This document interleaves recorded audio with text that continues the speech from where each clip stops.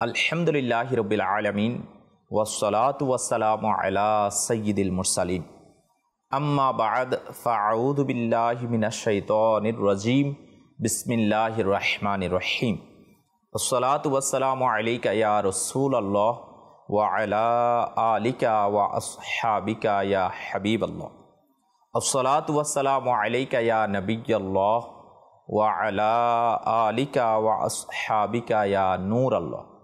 প্রিয় ইসলামী ভাইরা ও মাদানী চ্যানেলের দর্শক শ্রোতা, আবারও উপস্থিত হয়েছি আপনাদের মাঝে অনুষ্ঠান আমার দায়িত্ব নিয়ে। আর আজকের অনুষ্ঠানেও আমার আরেকটি দায়িত্ব সম্পর্কে আমরা জানব। এর পূর্বেই প্রিয় নবী রাসূল আরবি সাল্লাল্লাহু তাআলা আলাইহি ওয়া আলিহি ওয়াসাল্লাম এর প্রতি দুরূদ শরীফ পাঠ করার একটি ফজিলত শ্রবণ করে নিই। তিরমিজি শরীফের মধ্যে আসছে, আল্লাহ পাকের সর্বশেষ নবী সাল্লাল্লাহু তাআলা আলাইহি ওয়া আলিহি ওয়াসাল্লাম ইরশাদ করেন, কিয়ামতের দিন মানুষের মধ্যে আমার নিকটতম ব্যক্তি সেই হবে যে আমার প্রতি অধিক হারে দুরূদ শরীফ পাঠ করবে। সাল্লু আলাল হাবিব সাল্লাল্লাহু তাআলা আলা মুহাম্মদ সাল্লাল্লাহু তাআলা আলাইহি ওয়া আলিহি ওয়াসাল্লাম। কে না চায় প্রিয় আকা সাল্লাল্লাহু তাআলা আলাইহি ওয়া আলিহি ওয়াসাল্লাম এর নৈকট্যতম ব্যক্তি হতে।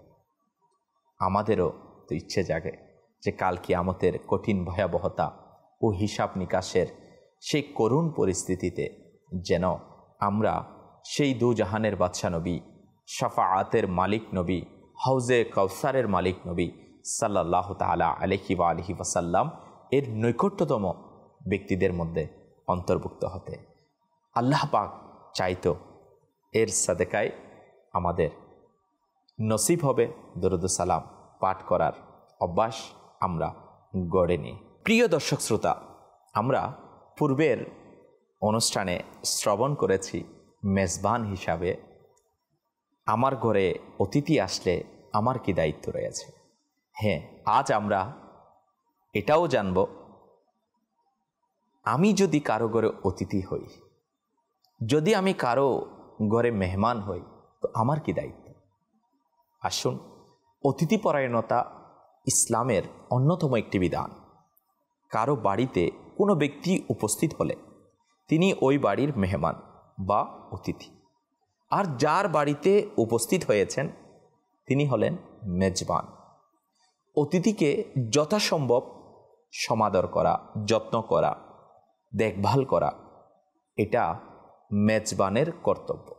যার ঘরে অতিথি গিয়েছে ওই ঘরের যারা রয়েছেন তাদের দায়িত্ব। অনুরূপভাবে একজন অতিথি বা মেহমান যে কারো ঘরে বেড়াতে যায়, আত্মীয়ের বাড়িতে বা দাওয়াতে, সেই অতিথিরও কিছু বেশ দায়িত্ব ও কর্তব্য রয়েছে। পবিত্র কোরআনে পাকে আমার আল্লাহ তাআলা খুব সুন্দরভাবে অতিথির করণীয় সম্পর্কে বর্ণনা করেছেন। মহান আল্লাহ তাআলা বলেন, তোমরা যারা ঈমান এনেছ, শোনো, নবী পাক সাল্লাল্লাহু তাআলা আলাইহি ওয়া আলিহি ওয়াসাল্লাম এর ঘরে প্রবেশ করো না যতক্ষণ না তোমাদেরকে অনুমতি দেওয়া হয় খাদ্য গ্রহণের জন্য। আগেভাগেই এসে পড়ো না, খাদ্য প্রস্তুতির জন্য অপেক্ষা করো যেন বসে থাকতে না হয়। তবে তোমাদেরকে ডাকা হলে প্রবেশ করো। এরপর তোমাদের খাওয়া হলে তোমরা চলে যাও। কথাবার্তায় মশগুল হয়ে যেও না। তোমাদের এই কাজ নবী সাল্লাল্লাহু তাআলা আলাইহি ওয়া আলিহি ওয়াসাল্লামকে কষ্ট দেয়। সে তোমাদেরকে উঠে যাওয়ার জন্য বলতে লজ্জাবোধ করে। আল্লাহ তাআলা সত্য কথা বলতে লজ্জাবোধ করেন না। আরও ইরশাদ ফরমান, তোমরা যখন তার স্ত্রীদের কাছে কোনো কিছু চাও তখন পর্দার আড়াল থেকে চাও। এটাই তোমাদের ও তাদের অন্তরের জন্য পবিত্রতা। তোমাদের জন্য আল্লাহ রসুল সাল্লাল্লাহু তাআলা আলাইহি ওয়া আলিহি ওয়াসাল্লামকে কষ্ট দেওয়া সঙ্গত নয়, আর তার মৃত্যুর পর তার স্ত্রীগণকে বিয়ে করাও তোমাদের জন্য কখনো বৈধ নয়। আল্লাহ তাআলার কুদরতের দৃষ্টিতে এটা মহা অপরাধ। আল্লাহ পাক এই আয়াতে মুবারকায় মুসলমানদের পরস্পরের ঘরে আসা যাওয়া, ইসলামী সামাজিকতা ও একজন অতিথির করণীয় সম্পর্কে কয়েকটি হুকুম ও শিষ্টাচার বর্ণনা করেছে। যেহেতু এখানে নবী পাক সাল্লাল্লাহু তাআলা আলাইহি ওয়া আলিহি ওয়াসাল্লাম ও তার স্ত্রীদের বিষয়ে আলোকপাত করা হয়েছে, এই জন্য এটা নবীজির ঘরসমূহ উল্লেখ করা হয়েছে। তবে আয়াত দুইটি অবতীর্ণ হওয়ার প্রেক্ষাপট থেকে বোধগম্য যে এখানে সামগ্রিকতা ও ব্যাপকতা উদ্দেশ্য। শুধু আল্লাহ পাকের নবী সাল্লাল্লাহু তাআলা আলাইহি ওয়া আলিহি ওয়াসাল্লামের ঘরগুলো নয়, অর্থাৎ যে কারো ঘরে প্রবেশের ক্ষেত্রে বিষয়গুলো অনুসরণীয়। এটি আমাদের আগেকার উলামায়ে কেরাম ও মুহাদ্দিসিনগণের অভিমত। এই আয়াতে মুবারকায় দুটি আদব ও শিষ্টাচার শিক্ষা দেওয়া হয়েছে। প্রথমত, কারো ঘরে প্রবেশের ক্ষেত্রে তার অনুমতি চাওয়া। দ্বিতীয়টি হলো অনুমতি না হলে ওই ঘরে প্রবেশ না করে ফিরে আসা।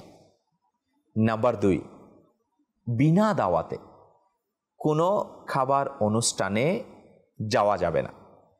সমাজের কিছু মানুষ এমন থাকেন যাদের মধ্যে বিনা দাওয়াতে খাবার গ্রহণের প্রবণতা রয়েছে। তাদেরকে এই অভ্যাস পরিত্যাগের হুকুম দেওয়া হয়েছে। আল্লাহ পাকের রাসূল সাল্লাল্লাহু তাআলা আলাইহি ওয়া আলিহি ওয়াসাল্লাম ওনার মুবারক জীবনের মধ্যে এরকম অভ্যাস ছেড়ে দেওয়ার জন্য বিভিন্নভাবে উৎসাহ দিয়েছেন। প্রিয় দর্শক শ্রোতা, আজ আমরা যারা একজন অতিথির দায়িত্ব, অতিথি হিসাবে আমার কি দায়িত্ব তা শ্রবণ করছি, একটু যদি আমরা চিন্তা করি, আজ আমাদের সমাজে বিয়ের অনুষ্ঠানে, আকিকার দাওয়াতে, ওয়ালিমাতে এবং বিভিন্ন ধরনের মেজবানে দেখা যায় মানুষ দাওয়াত ছাড়াই চলে আসে। এর দ্বারা হয় কি, একটু দেখুন, যদি কারো ঘরে কেউ 20 জনকে দাওয়াত দিয়েছে, সে যদি তার ইন্তেজাম করে, ব্যবস্থাপনা করে, আর অপর দিকে যদি মানুষ বেশি হয়ে যায়, তাহলে যিনি মেজবান আছে তার কষ্টের কারণ হয়। অনেক সময় বেচারা মেজবান তো বিপদে পড়ে যায়। আবার অনেকেই আল্লাহ তাআলার পানা দাওয়াত না পাওয়ার পরেও সেখানে গিয়ে খেয়ে চলে আসে, চোরের মতো যায় আর ডাকাতের মতো বের হয়। তো আল্লাহ পাকের পানা, এটা কখনোই আমাদের উচিত নয় দাওয়াতবিহীন কারো খাবার গ্রহণ করা। আল্লাহ তাআলা আমাদেরকে এখান থেকে নিজেকে এবং অপরকে বাঁচানোর সেই তৌফিক নসিব করুন। আমরা শ্রবণ করছিলাম নাম্বার 3, যদি কেউ কোনো খাবারের অনুষ্ঠানে দাওয়াত পান, তাহলে নির্দিষ্ট সময়ে সেখানে উপস্থিত হওয়া। এর আগে নয়, যাতে খাবার প্রস্তুত হওয়া পর্যন্ত তাকে অপেক্ষা করতে না হয়। অনেক ক্ষেত্রে খাবার গ্রহণের আগে খাবারের অনুষ্ঠানে পৌঁছানো আয়োজকদের কষ্টের কারণ হয়ে যায়, আর খাবারের জন্য অপেক্ষা করা এটা একটু দৃষ্টিকটু লাগে। অথচ ইসলাম এমন এক মহান সুন্দর জীবন ব্যবস্থা, যা মুসলমানদের অল্পে তুষ্টির পাশাপাশি অভাব ও দারিদ্রতার সময়েও স্বনির্ভরতার গুণাবলী শিখিয়েছে। এদিকে যদি আমরা একটু দৃষ্টিপাত করি, তাহলে আমাদেরকে অবশ্যই চিন্তা করা দরকার মেজবানের কষ্টের দিকে খেয়াল রাখা, যেন এমন না হয় যে আমরা যে বিষয়টা বর্ণনা করা হয়েছে এদিকে গুরুত্বই দিলাম না।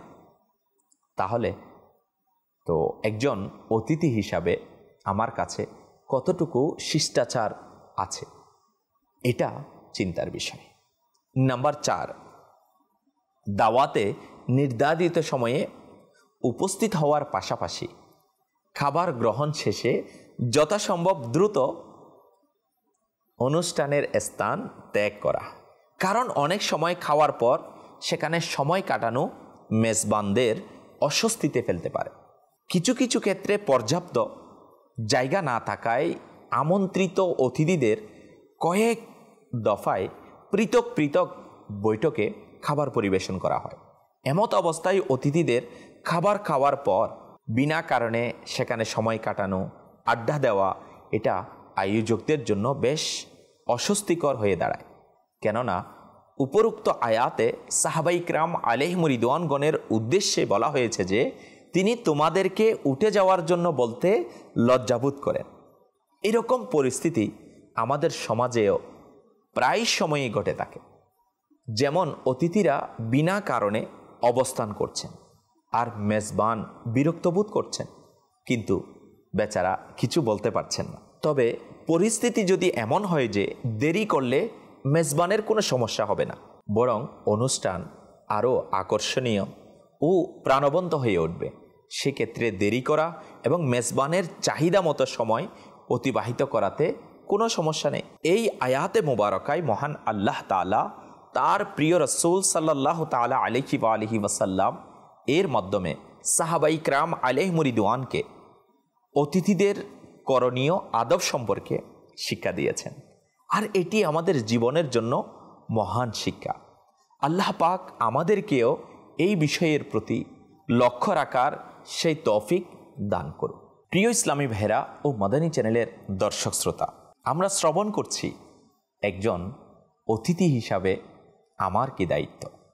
হজরতে মা আয়েশা রাদিয়াল্লাহু তাআলা আনহা বলেন, নবী করিম সাল্লাল্লাহু তাআলা আলাইহি ওয়া আলিহি ওয়াসাল্লাম এর চেয়ে কেউ বেশি উত্তম চরিত্রবান ছিল না। প্রিয় নবী সাল্লাল্লাহু তাআলা আলাইহি ওয়া আলিহি ওয়াসাল্লাম, সাহাবীগণ আলাইহিম রিদওয়ানগণ বা তার পরিবারের কেউ নবী পাক সাল্লাল্লাহু তাআলা আলাইহি ওয়া আলিহি ওয়াসাল্লামকে ডাকলে আমার নবী লাব্বাহিক বলে সাড়া দিতেন।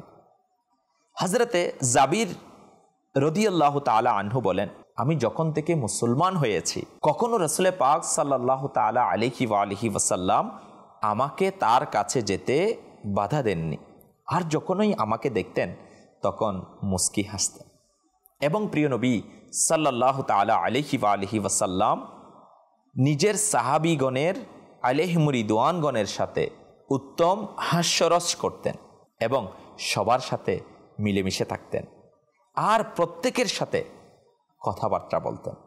এবং সাহাবাই কিরাম আলাইহিম রিদওয়ানগণের সন্তানদের সাথেও উত্তম আচরণ করতেন এবং তাদের সন্তানদেরকেও খুশি করতেন আর তাদের সন্তানদেরকে নিজের কোল মুবারকে বসাতেন এবং স্বাধীন এমনকি বাদী, গোলাম ও মিসকিনের সকলের দাওয়াত কবুল করতেন এবং মদিনার শেষ প্রান্তের অধিবাসীদের অসুস্থতায় শুশ্রূষা করার জন্য তাশরিফ নিয়ে যেতেন আর অপারগতা প্রকাশকারীর অপারগতা কবুল করে নিতেন। প্রিয় ইসলামী ভাইরা ও মাদানী চ্যানেলের দর্শক শ্রোতা, শুনলেন তো প্রিয় আকা মদিনে ওয়ালে মুস্তাফা दोनों आलम के दाता सरकार सल्लल्लाहु ताला अलैहि व आलिहि वसल्लम ও সাহাবাই কিরামদের দাওয়াত কবুল করতেন।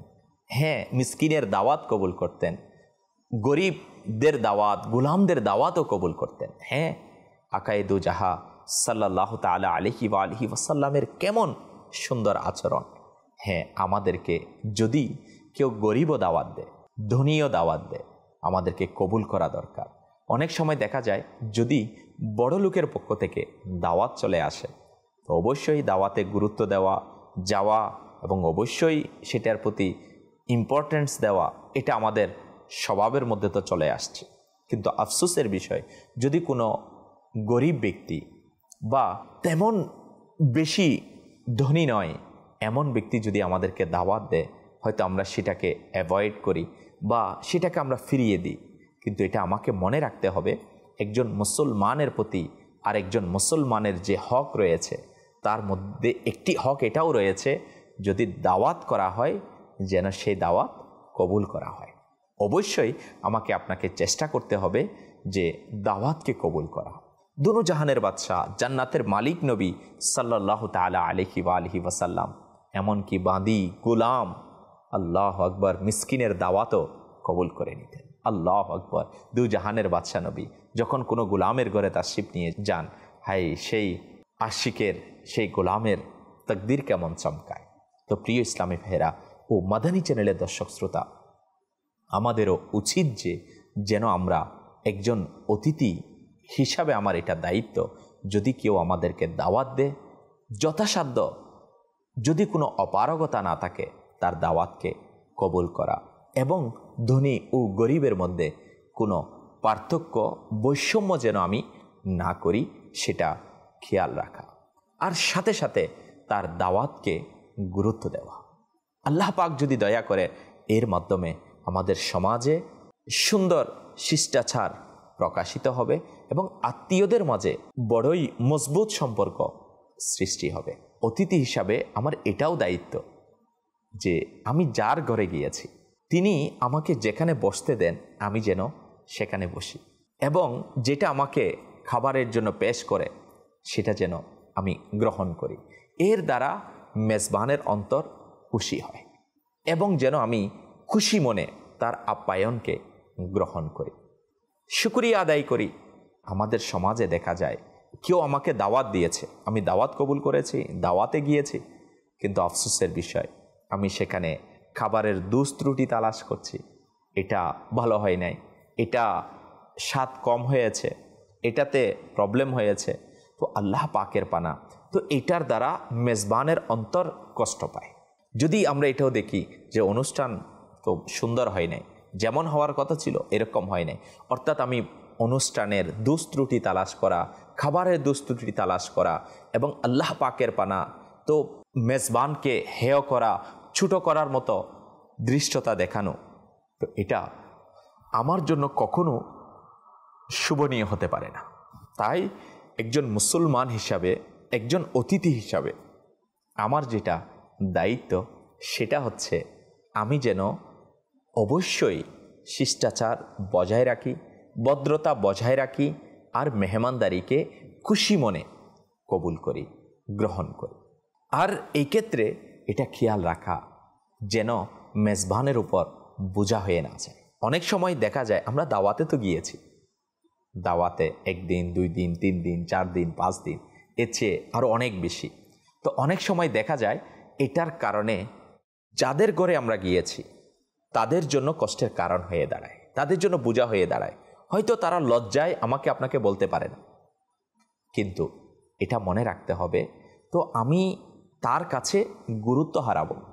তো সুতরাং আমার উচিত যতটুকু সময় সেখানে অবস্থান করা দরকার, মেজবান যতটুকু স্বাচ্ছন্দ্য বোধ করে এটাকে প্রতি খেয়াল রেখে আমার টাইম ডিউরেশনকে সেট করা, এবং সাথে সাথে যেন অতিরিক্ত বোঝার কারণ হয়ে আমি আপনি না দাঁড়াই। আল্লাহ তাআলা চাইতো যখন একজন অতিথি হিসাবে আমি আমার অবস্থান থেকে একজন মেজবানের প্রতি সেই আদব এবং শিষ্টাচার, সুন্দর দিন ইসলামের পদ্ধতিগুলো অনুসরণ করব, তাহলে মেহমান হোক বা মেজবান উভয়েই সন্তুষ্ট থাকবে এবং প্রশান্তি অর্জন করতে পারবে। আর দিন ইসলাম আমাদেরকে এটাই শিক্ষা দেয়। প্রিয় আকা মদিনে ওয়ালে মুস্তাফা সাল্লাল্লাহু তাআলা আলাইহি ওয়া আলিহি ওয়াসাল্লাম এর মুবারক জীবনী আমাদেরকে কেমন সুন্দরভাবে দিক নির্দেশনা দিয়ে থাকে। আর দিন ইসলাম তো এমন সুন্দর জীবন ব্যবস্থা যেখানে একজন বান্দার, একজন মুসলমানের প্রতিটি ক্ষেত্র আল্লাহু আকবার ধারাবাহিকভাবে বিস্তারিতভাবে বয়ান করা হয়েছে। শুধু আমার কাজ সেই ইলমে দিনকে শিখা, সেটাকে স্মরণ রাখা, আমল করা এবং অপরের কাছে পৌঁছিয়ে দেওয়া। আলহামদুলিল্লাহ রাব্বিল আলামিন, আপনার দাওয়াত ইসলামী পুরো দুনিয়ার মধ্যে সেই প্রিয় আকা মদিনে ওয়ালে মুস্তাফা সাল্লাল্লাহু তাআলা আলাইহি ওয়া আলিহি ওয়াসাল্লাম এর সুন্নতে কারিমাগুলোকে পৌঁছানোর জন্য চেষ্টা করে যাচ্ছে। যেভাবে মাদানী চ্যানেলের মাধ্যমে, নেকির দাওয়াতের মাধ্যমে, সাপ্তাহিক সুন্নতবরা ইজতিমার মাধ্যমে, বিভিন্ন কোর্সের মাধ্যমে আমাকে আপনাকে সেই দিনকে শিখাচ্ছে। তো আসুন না আমরাও দাওয়াতে ইসলামীর দিনই পরিবেশে সম্পৃক্ত হয়ে যাই এবং নিজেকে সুন্নতের রঙে রঙিন করি। আলহামদুলিল্লাহ রাব্বিল আলামিন দাওয়াতে ইসলামীর প্রতিষ্ঠাতা কিবলা শেখে তরিকত আমিরে আহলে সুন্নাত হজরত মৌলানা আবু বিলাল মোহাম্মদ ইলিয়াস আত্তার কাদেরি দামাত বারাকাতুমুল আলিয়া এই দাওয়াতে ইসলামীর সুন্দর দিনই পরিবেশে আকা করিম সাল্লাল্লাহু তাআলা আলাইহি ওয়া আলিহি ওয়াসাল্লামের সুন্নতে করিমা এবং বুজুর্গানে দ্বীনের সেই সুন্দর পদ্ধতিগুলোকে আমাদেরকে অনুশীলন করার একটি প্ল্যাটফর্ম দিয়ে দিয়েছে। শুধু আমার কাজ নিজেকে আখিরাতের জন্য, পরকালীন জিন্দেগির জন্য প্রস্তুত করে নেওয়া, সওয়াবের আশায় সে কাজগুলোকে গ্রহণ করা। আল্লাহ তাআলা আমাদের সবাইকে মিলেমিশে আল্লাহ পাকের দ্বীনের সুন্নতের খিদমত করার সেই তৌফিক নসিব করুন। আমিন আমিন বিজাহিন নবিল আমিন। সাল্লু আলাল হাবিব সাল্লাল্লাহু তাআলা আলা মুহাম্মদ সাল্লাল্লাহু তাআলা আলাইহি ওয়া আলিহি ওয়াসাল্লাম।